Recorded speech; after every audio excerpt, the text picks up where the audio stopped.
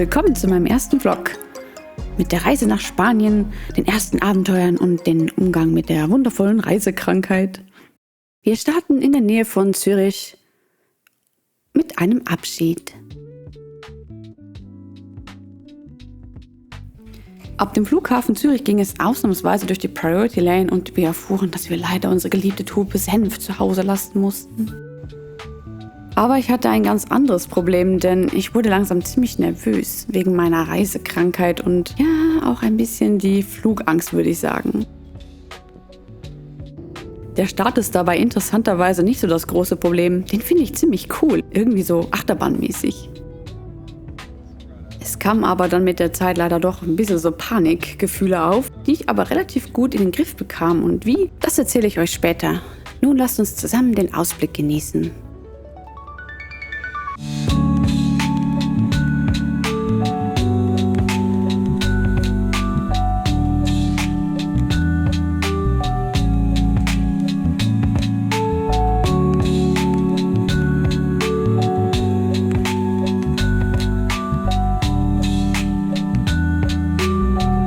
Als das Flugzeug zur Landung ansetzte, dachte ich echt, das kann ja wohl nicht wahr sein. Wir tauchten in so eine richtige Nebelsuppe ein und ich dachte mir, ja, daher komme ich ja gerade. Ich muss da jetzt nicht nochmal hin. Wozu fliege ich nach Spanien? Aber zum Glück wurde ich eines Besseren belehrt und unter der Wolkendecke wartete das in Sonnen gebadete Valencia auf uns. Ach, und übrigens, die Landung war wirklich voll okay. Bevor wir unseren Mietwagen abholten, gönnten wir uns einen frisch gepressten Orangensaft und ein Sandwich. Piep, piep.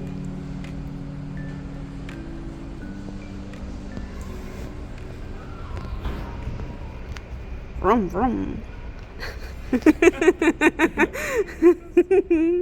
Nachdem wir unseren Mietwagen höchst professionell abgeholt hatten, fuhren wir durch die Landschaft zu unserem Feriendomizil und genossen dabei 16 Grad im Januar. Ja, und da sind wir auch schon im wunderschönen La Manga del Mar Menor. Oh, und da ist mein Finger.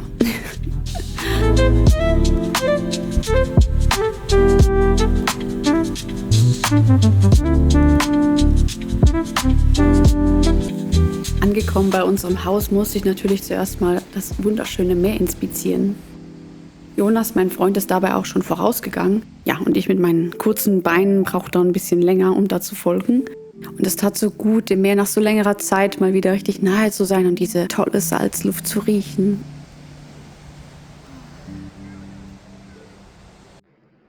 Habt ihr Lust auf eine kleine Roomtour?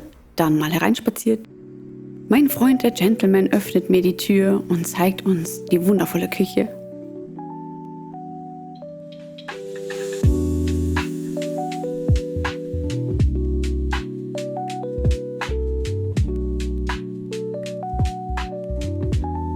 Wie ihr seht, ist für uns bestens gesorgt, aber das große Highlight kommt jetzt erst, nämlich der Blick aus der Küche.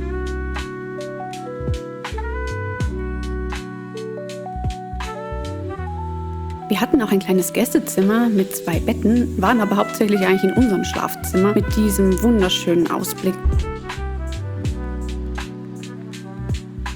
Im Schlafzimmer gab es noch diesen gigantisch großen Kleiderschrank und ja, da haben wir noch unser Zeugs platziert.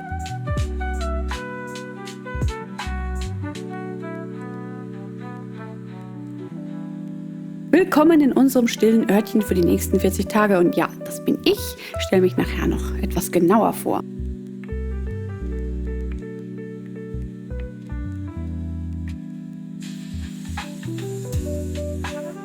Und herein in die gute Stube, in unser wunderschönes Wohnzimmer.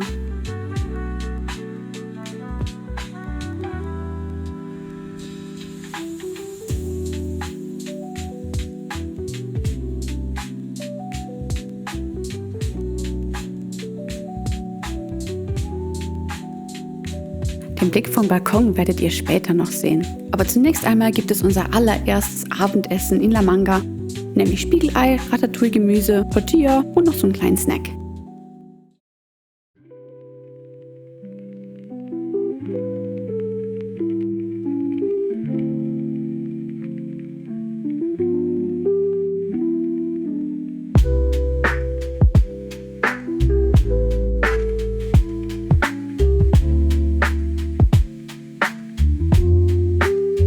der neue Tag beginnt mit einer Vorstellungsrunde meinerseits.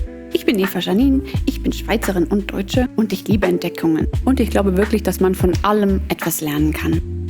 Seit 2,5 Jahren habe ich eine Beziehung zu Jonas, rechts im Bild. Und nun genießt mit mir den wundervollen Ausblick aus der Küche bei meinem allerersten Frühstück in La Manga. Nicht in meinem Leben natürlich.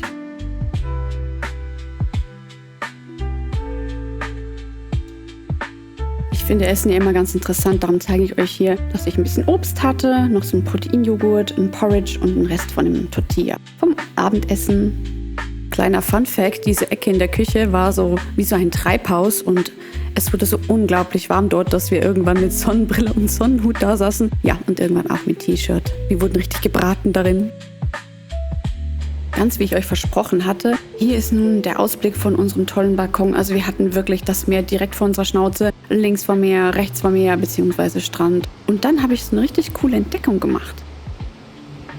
Nein, nicht Jonas, der da gerade ein Buch liest. Das ist zwar auch sehr schön, aber ich meine was anderes.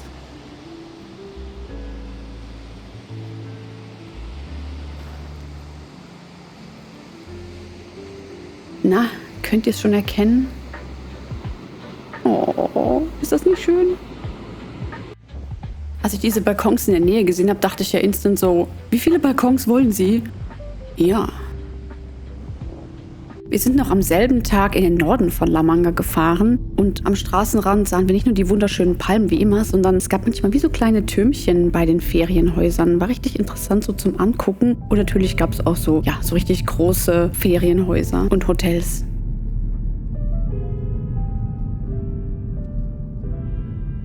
Ja, und da sind wir auch schon. Das ist so der Norden von La Manga. Hier leben die, Rich People. Da waren so richtig coole Villen und das Wasser war auch ruhiger als bei uns und weniger Wind. Das war wirklich sehr, sehr angenehm. Aber die große Überraschung, die kommt noch.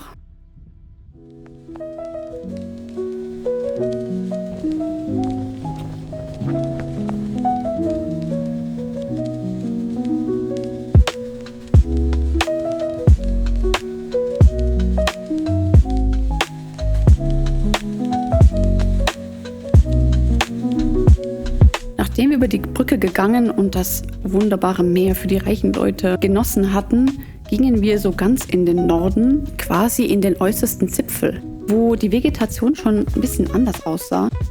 Und zwar gab es da so kleine Sträuche und dann haben wir was gesehen, was sich im Wasser bewegt hat. Und als ich rangezoomt habe, dachte ich so, oh wow, okay, das habe ich glaube ich noch nie so in freier Wildbahn gesehen. Flamingos! Das hätte ich jetzt hier echt nicht erwartet. Und da muss ich auch gleich die Frage hinterher schieben, was machen die im Januar in Spanien? Wenn ihr das wisst, schreibt mir das doch gerne.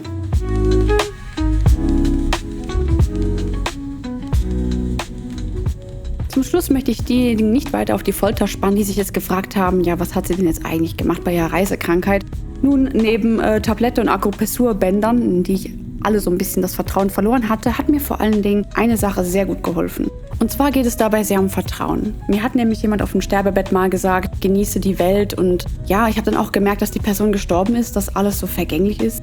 Und dann dachte ich mir halt beim Flug irgendwann so, also ich möchte jetzt nicht unbedingt sterben mit einem super schlechten Gefühl. Und auch möchte ich das, jeden Moment genießen können. Auch wenn mir mal schlecht ist, auch wenn es mir nicht körperlich so gut geht, möchte ich eigentlich irgendwie auch trotzdem zufrieden sein.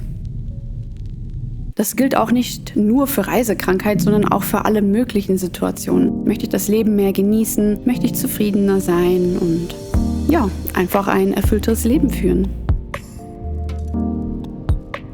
So, das war also mein allererster Vlog. Ich bin sehr gespannt, ob es euch gefallen hat. Und Anregungen und Kritik werden immer gerne entgegengenommen. Ich hoffe sehr, es hat euch Spaß gemacht. Und danke, dass es euch gibt. Und danke, dass ihr zugesehen habt. Dann bis zum nächsten Abenteuer und fühlt euch gedrückt.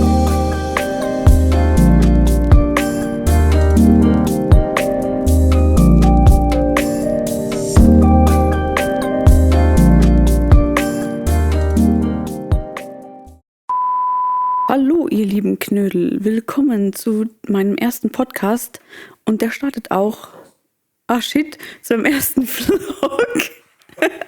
Podcast so.